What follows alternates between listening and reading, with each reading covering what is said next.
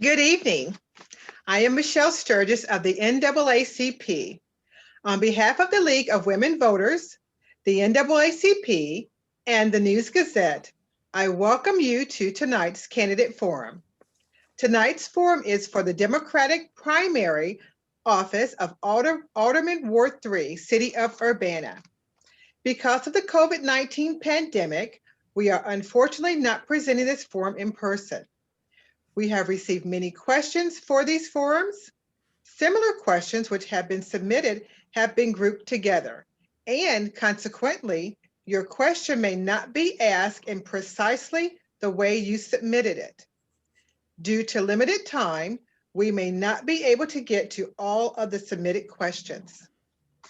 After the forum, this video will be available on the League's YouTube channel and Facebook page after January the 12th.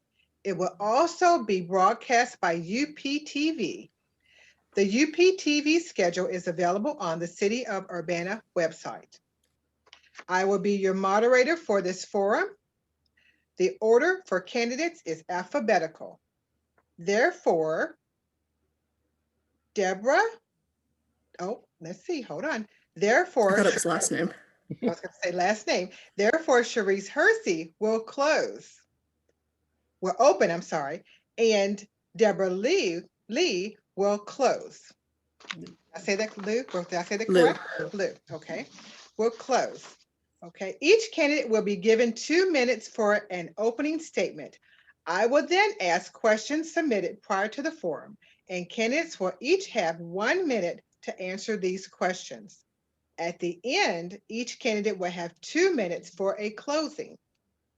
Candidates will kindly refrain from any negative attacks on the other candidate, will not mention the other candidates by name, and will speak only to what they plan to do if elected to office. Let's see. Now, Mrs. Liu, I think I have that backwards, actually. Mrs. Hursey, right? Correct? I said that correctly. Hursey will start the opening statement, and Mrs. Liu will start next. Okay. First question, I will begin with. Y'all ready? Michelle, don't you want to do opening statements? Yes, opening statement. You're exactly correct. Sorry, I got that backwards. This is my third one. It should be third time. You are ready to give those questions, aren't you? I'm ready. Look, 1, 2, and now we're down to 3, down to the drawing board. So, opening statement. Go ahead, Ms. Hursey. Hello, my name is Shirese Hursey. I'm a resident of Ward 3 and current alderman for Ward 3.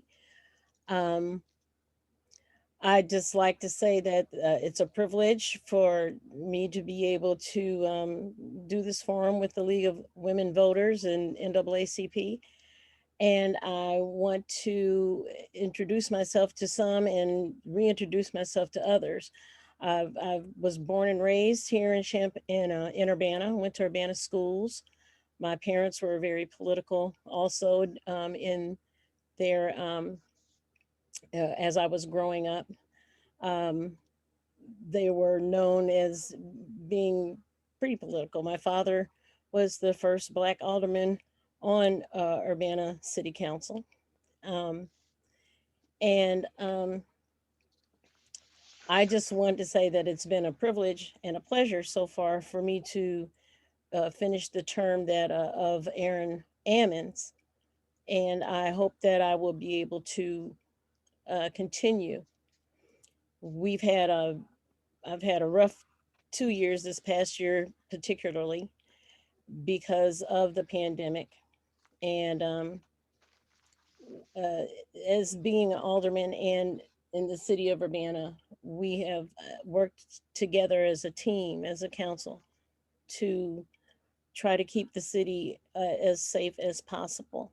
I think that it is a responsibility, being alderman, to not just think about what my ward it needs, although that is the highest priority, but also considering what the city needs.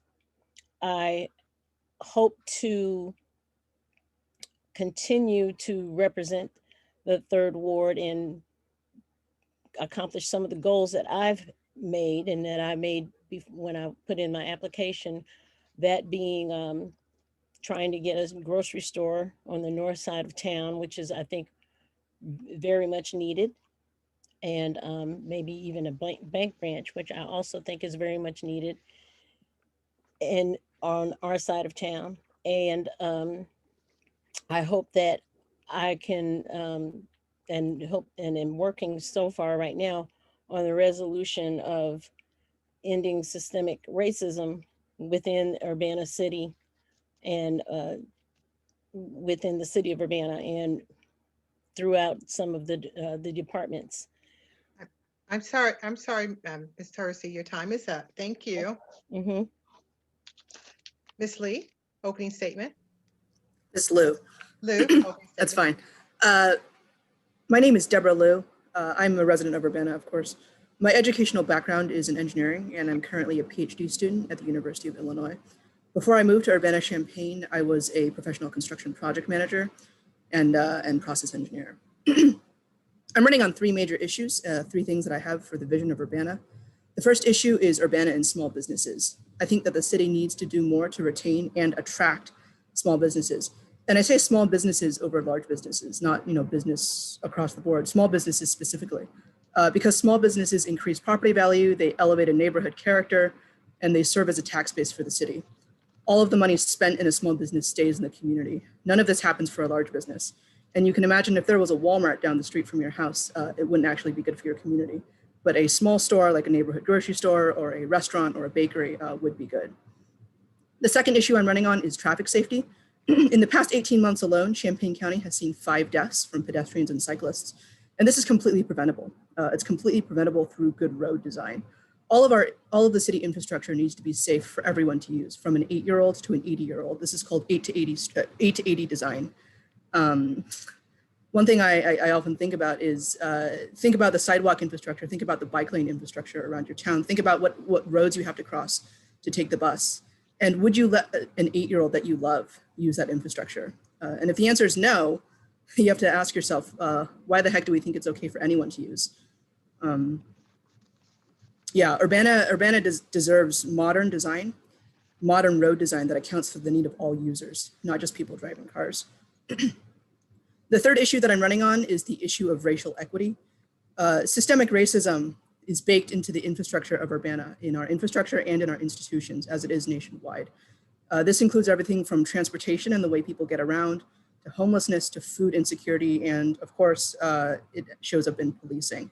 This is not something that can be eliminated in one term, and I'm not as bold as to say that I want to eliminate systemic racism in my term as Urbana Alderman. But it's certainly something that I think the city needs to work towards, and something that I would make, I see stop. Anyways, eliminating systemic racism is one of my key platform items. There we go. Thank you, candidates. Now I'll begin with the questions. Question number 1, which would be for Ms. Hursey, correct? Mm-hmm. Thank you. Let's see. What is the city of Urbana? Why is the city of Urbana important to you? It's going to be a 2-part question. So why is the city of Urbana important to you? How will Ward 3 as a city as a whole made better because of your service on the city council? Well, the city of Urbana is important to me mainly because it's my hometown. It's where I was born and raised. I was educated here in the city of Urbana. I attended U of I, like many people in the city of Urbana, many ex-students rather do. As far as Ward 3 and I'm sorry, what's the second part of the question? The second part is how will Ward 3 and the city as a whole made better because of your service on the city council? I'm trying to serve the Ward 3 and the city of Urbana as a whole, actually. What is good for Ward 3 is good for the city of Urbana, because it was Ward 3 that dragged the city of Urbana into even integration of the schools, fair housing, and fair banking. And that was done by Ward 3. And I think I could continue to serve Ward 3 that way. Thank you. Ms. Liu, same question. Thank you. Why is the city of Urbana important to you? Second part, how will Ward 3 and the city as a whole made better because of your service on the city council? So I've lived in a lot of places. I grew up in California, I lived in Pennsylvania, I lived in Louisiana, I lived in Texas, and now I live in Illinois. And I genuinely find Urbana the most delightful place to work and play out of all of them. I mean, there's a reason that I'm running for council in Urbana. I think that the culture of the city, the life of the city is just something delightful that I aspire to make better, which is why I'm running for council. As far as Ward 3 specifically, I think the only thing I really have to say to that is that I have a vision for how I think the city of Urbana should proceed in regards to big issues, big and small. And I think that my educational background, my professional background show that I have the qualifications to perform the job well. And I think that, I guess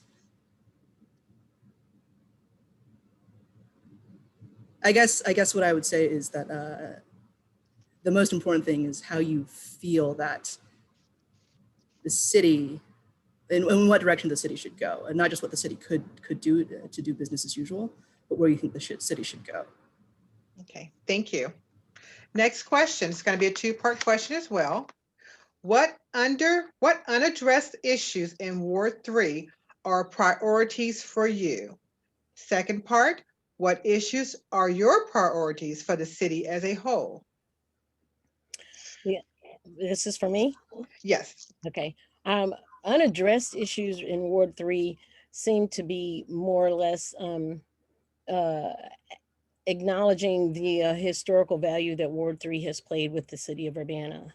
And that is a goal that I'm hoping to continue to press in with the staff and the city council.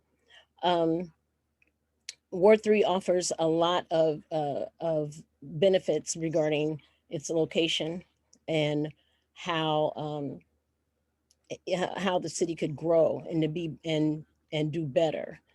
And my goals for Ward 3 is to help Ward 3 grow out and have more business, local business within the area.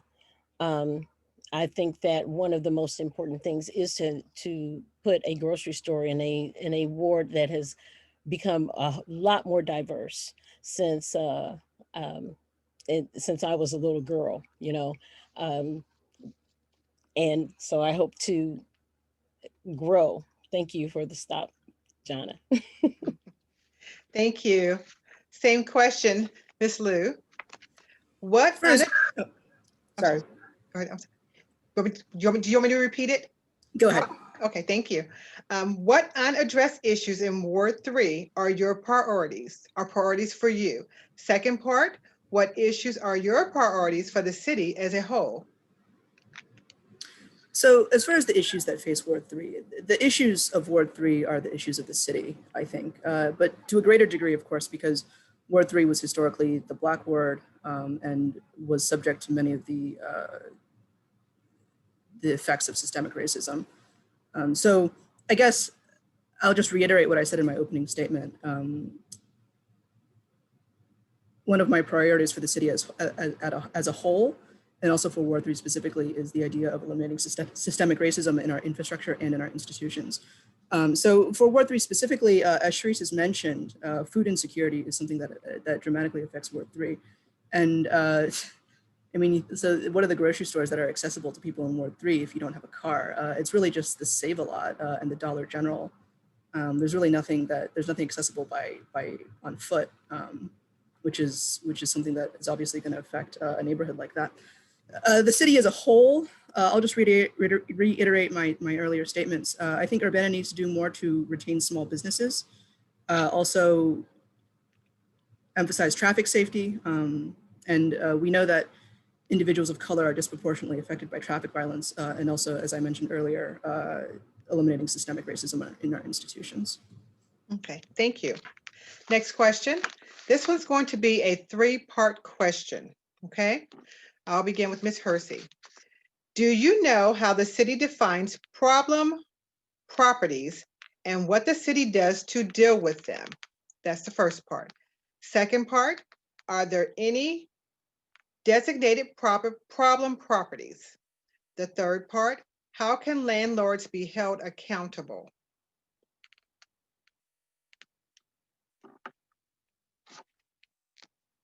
I think you're muted.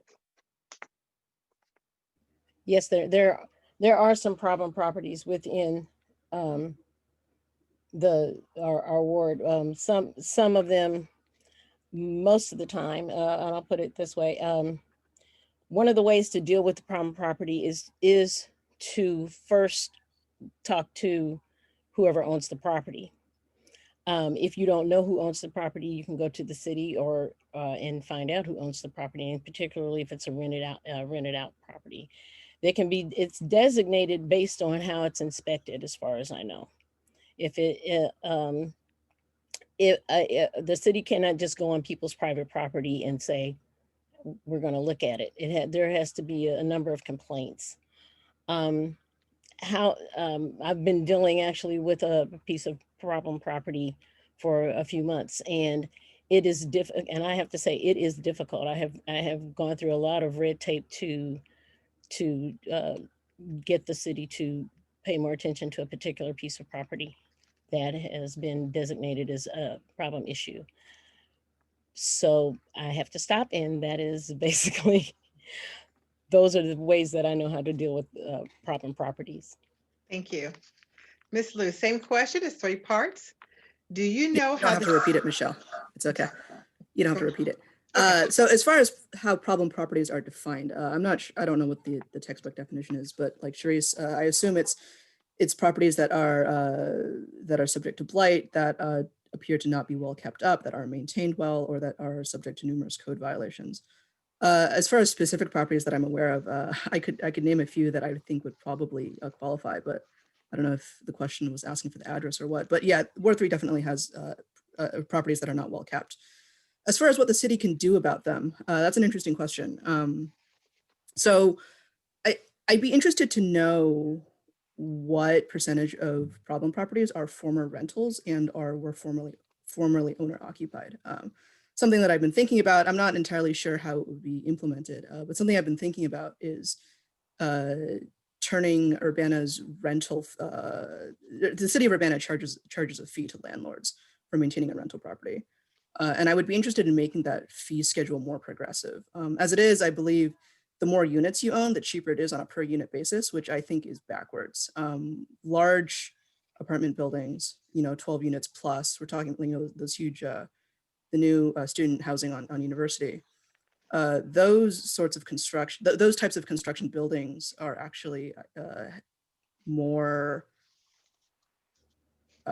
resource intensive as far as the city goes. There's more stormwater, there's more road usage, so on and so forth. So I'd be interested in making that fee schedule more progressive. Okay, thank you. Next question. What is your plan, it's for Ms. Hersey first, what is your plan for regulating construction and design so as to improve the aesthetics of projects? Next part of this question is 2 parts. What can be done within the regulation regarding climate change? Okay, what is the plan for regulating construction and design? Yes, the first part is, what is your plan for regulating construction and design so as to improve the aesthetics of projects? And what is I'm sorry. And then the second part was, what can be done within the regulations regarding climate change? Okay, I think I'll take the second part first. We, as the city council, we are doing everything we can to try to make our Urbana as green as possible. We presently have a solar farm that we are constructing that, well, we don't, but we have an intergovernmental agreement with someone to build a solar farm that would also help with electrical bills and such throughout the city for those that qualify. Another thing, as far as regulating the construction and design, um, we have input when we have a particular developer that wants to build on a particular uh, lot of land, parcel of land. We do have input, and community members are encouraged to actually put in input regarding the design and construction of a particular property, and that's through every ward. So if it is not something that I regulate, it is definitely something that the citizens of Urbana and of this ward can have input on, though. Okay, thank you. Same question, Ms. Liu? I have a faint suspicion that the individual who asked this question feels like the city isn't doing enough to regulate the aesthetics of buildings. So this is going to be kind of a cop-out answer, but the city requires new projects to go through the planned unit development. I'm sorry, for housing anyways, requires the developer to go through the planned unit development process. And for projects that the commission decides require it, they go through the design review board. So I'm not sure what else the city should do. I personally have no particular problem with the way that buildings are constructed in Urbana. I think that the city council did a good job in, at least for units in Urbana, for requiring developers to do aesthetic upgrades. For example, the development at 200 South Vine, requiring the developer to upgrade to the brick facades, I think was important for preserving the character of that neighborhood. As far as sorry, this is much longer than a 30-second question, but what can the city do to what can the city do for environmentalism? So I'm just going to talk about one facet of it. When you talk about environmentalism, you have to talk about transportation. I think that the single, well, not the single, but one of the worst decisions that the United States collectively has ever made was to decide to prioritize single occupancy vehicles as the primary mode of transportation. I mean, if you ever just look at a map and you think about the amount of real estate that is taken up by roads, this is okay. I say my time is up, but anyways, the city needs to do more to prioritize transit, walking, and biking, because single occupancy vehicles, they're bad for the salmon. Look it up. The residue from the tires kills the salmon, and the exhaust is terrible for air quality. That's all. Thank you. Next question, Ms. Hursey. Mhm. What would you do to improve the process of requests for city records? What would I do to improve the process for city records? Of requests for city records. That is kind of above my pay grade as far as being a city council member. That does not fall under my purview. The city of Urbana has staff that deals with the request for city records. Right now, during this pandemic, that time has to gather that type of information has actually possibly been doubled, because you have half of the staff that's going to be at the city based on the fact that everyone is ill. Well, not ill, but having to quarantine for, themselves to not get ill. We've had many discussions regarding that type of information and on what to do. And in order for us to even try to keep up with the demand that we have now, we are in the process of having to hire more people.